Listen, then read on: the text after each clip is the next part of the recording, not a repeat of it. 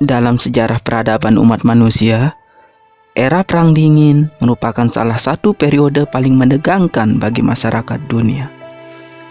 Karena dalam periode ini, terdapat dua negara adidaya yang berbeda ideologi dan memiliki persenjataan nuklir terbesar bersaing untuk menancapkan pengaruhnya di seluruh dunia.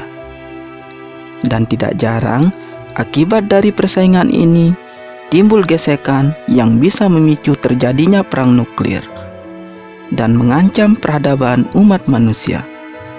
Salah satunya yang paling dramatis dan menegangkan adalah peristiwa krisis misil Kuba yang membuat seluruh masyarakat dunia was-was dan menghela nafas karena pada peristiwa ini ancaman perang nuklir sudah di depan mata. Pada video ini kita akan membahas kenapa peristiwa genting ini bisa terjadi. Sebelumnya, yuk dukung channel ini agar semakin berkembang dengan cara tekan tombol subscribe. Pada bulan Februari 1962, pesawat mata-mata Amerika Lockheed U-2 terbang di atas langit Kuba, yaitu negara tetangga Amerika, dan berhasil mengambil beberapa foto yang menunjukkan aktivitas dan infrastruktur militer yang ada di Kuba. Dan yang paling terlihat jelas adalah keberadaan beberapa pesawat MiG-21 milik Soviet. Dan pada bulan Juni, pesawat U-2 kembali menunjukkan beberapa foto keberadaan misil milik Uni Soviet. Namun, ini masih belum dianggap ancaman yang serius oleh Amerika. Barulah pada bulan Agustus 1962, infrastruktur rudal SA-2 milik Soviet terlihat lebih lengkap, dan Presiden Amerika Serikat saat itu, John F. Kennedy, menganggap ini adalah ancaman bagi keamanan nasional Amerika. Penempatan rudal oleh Uni Soviet di wilayah Kuba ini merupakan respon dari pemimpin Soviet saat itu, Nikita Khrushchev, atas penempatan rudal-rudal nuklir yang dilakukan oleh Amerika di Italia dan Turki. Seperti yang kita ketahui, jarak antara kedua negara tersebut dengan wilayah Soviet cukup dekat, terlebih Turki yang memiliki perbatasan darat langsung dengan Uni Soviet. Dan dengan penempatan rudal Soviet di Kuba ini bisa menguatkan posisi tawar Soviet. Logikanya, kalau Amerika bisa memasang rudal nuklir di dekat wilayah Soviet, kenapa Soviet juga tidak melakukan hal yang sama, yaitu menempatkan rudal nuklir di dekat wilayah Amerika. Dan saling todong menggunakan senjata nuklir ini pun terjadi antara dua negara superpower ini. Soviet menempatkan rudal kelas MRBM di Kuba, diarahkan menuju Amerika Serikat, dan bisa menghancurkan Washington DC hanya dalam waktu 10 menit jika diluncurkan. Tentu ini menimbulkan kepanikan bagi rakyat Amerika. Bagaimana jika nantinya Soviet tiba-tiba meluncurkan misil nuklir ke Amerika yang daya ledaknya jauh lebih besar dari yang dijatuhkan di Nagasaki dan Hiroshima? Dan rakyat Amerika pun bersiap dengan membangun bunker perlindungan dan memborong bahan makanan. Menghadapi situasi yang sangat gawat ini, Presiden Amerika Serikat John F. Kennedy mencoba bersikap tenang. Pada 16 Oktober 1962, Kennedy mengumpulkan para pejabat tinggi negara di Gedung Putih dan diputuskan misil nuklir Soviet di Kuba harus disingkirkan. Ada 3 pilihan cara yang diusulkan untuk menyingkirkan misil ini. Pertama, melakukan serangan udara ke wilayah Kuba. Kedua, melakukan blokade laut di perairan Kuba untuk mencegah kapal-kapal Soviet masuk ke wilayah Kuba. Dan ketiga, melalui jalan diplomasi. Namun, Kennedy menolak menggunakan serangan udara karena ini dikhawatirkan bisa memicu tindakan perang dan membuat citra Amerika semakin buruk karena dianggap sebagai pihak agresor. Pada tanggal 27 Oktober 1962, sebuah kapal selam Uni Soviet kelas Foxtrot yang membawa torpedo nuklir dengan tujuan Kuba terdeteksi oleh kapal Amerika yang memblokade perairan Kuba. Lantas, sang kapten kapal selam memerintahkan untuk menyelam lebih dalam lagi untuk menghindari deteksi radar dari kapal Amerika. Namun, pihak Amerika melemparkan sebuah depth charge atau sejenis bom bawah air dengan daya ledak rendah untuk memberi peringatan kepada kapal selam Soviet ini, juga dengan tujuan agar kapal selam ini muncul ke permukaan.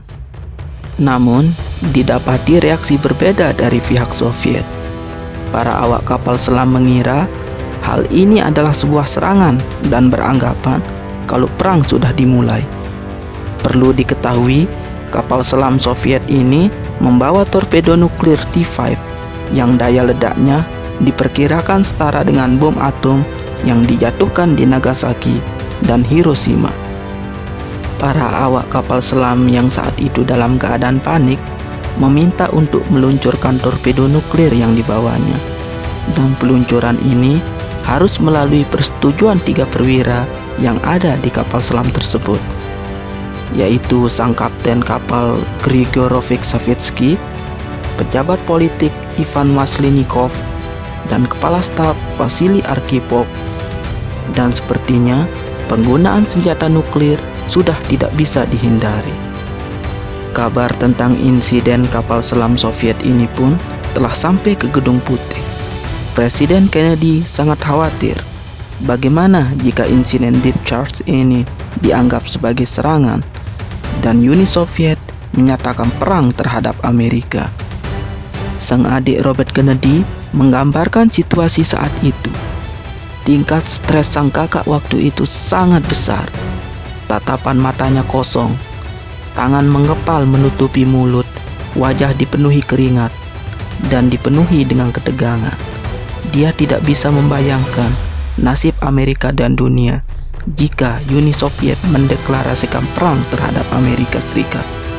Dan bagaimana jika nantinya ratusan senjata nuklir yang memiliki daya ledak jauh lebih besar dari yang dijatuhkan di Nagasaki dan Hiroshima digunakan saat perang.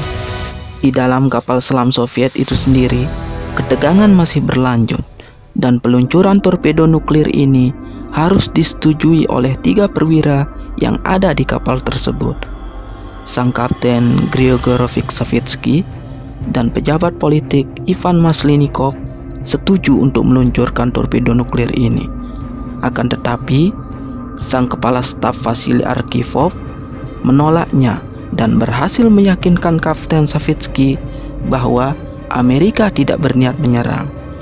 Arkhipov menyatakan jika Amerika berniat menyerang, pasti akan melakukannya beberapa kali, tidak hanya sekali saja seperti yang dilakukan saat ini, dan bom yang digunakan pasti memiliki daya ledak yang jauh lebih besar. Berkat ketenangan dan kecermatan dari Arkhipov ini, mampu menyelamatkan dunia dari potensi perang nuklir yang sudah ada di depan mata.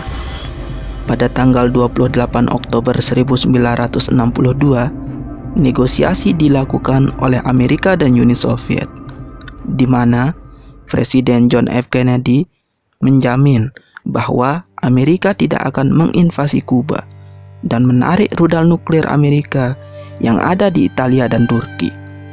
Dan Nikita Khrushchev pun setuju untuk menarik kembali rudal nuklir Soviet yang ada di Kuba. Dalam suratnya, Khrushchev menyatakan, meskipun ia telah menjamin krisis misil nuklir ini sudah berakhir, namun ia tetap meminta kepada Amerika Serikat untuk tidak melakukan aksi provokatif seperti spionase yang bisa menyebabkan tindakan dari Uni Soviet.